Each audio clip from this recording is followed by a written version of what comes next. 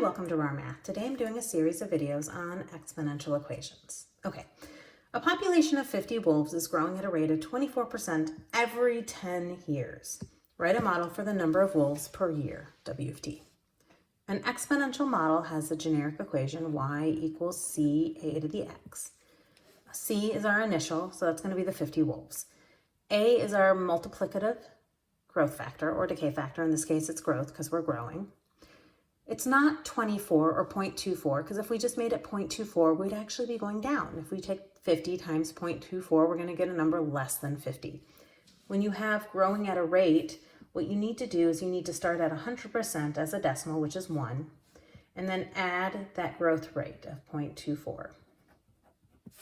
Okay, but that is a 10-year growth rate. So we want to take that 10-year growth rate and make it a 1-year growth rate. We want it to be 1/10 of the time. So we want A to actually be 1.24 to the 1/10.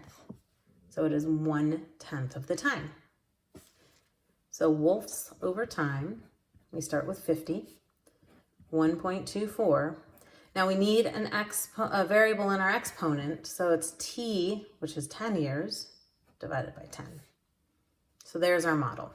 How many wolves will there be in 15 years?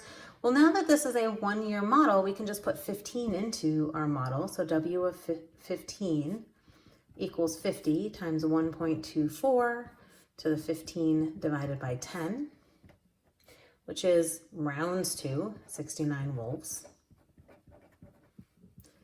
When will the wolf population double? Round to 1 decimal place. Okay, so when will the 50 times 1.24 to the t over 10 become 100? Now, when you're calculating something doubling, you can start with taking your initial times 2, but you don't have to. You can drop your initial out completely because the time it takes for the initial to double is the same as the amount of time as it would take if your initial were 1 to double to 2, which if we then divide by 50, we would get 2.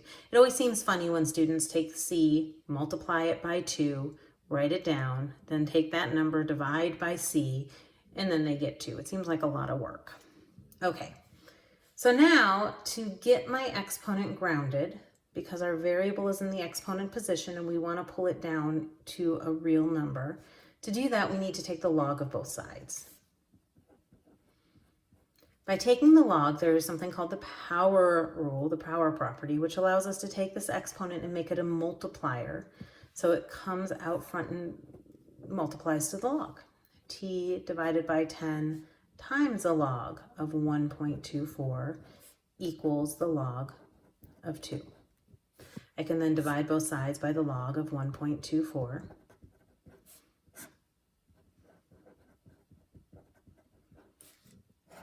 And I get t divided by 10 equals 3.222. If I multiply both sides by 10,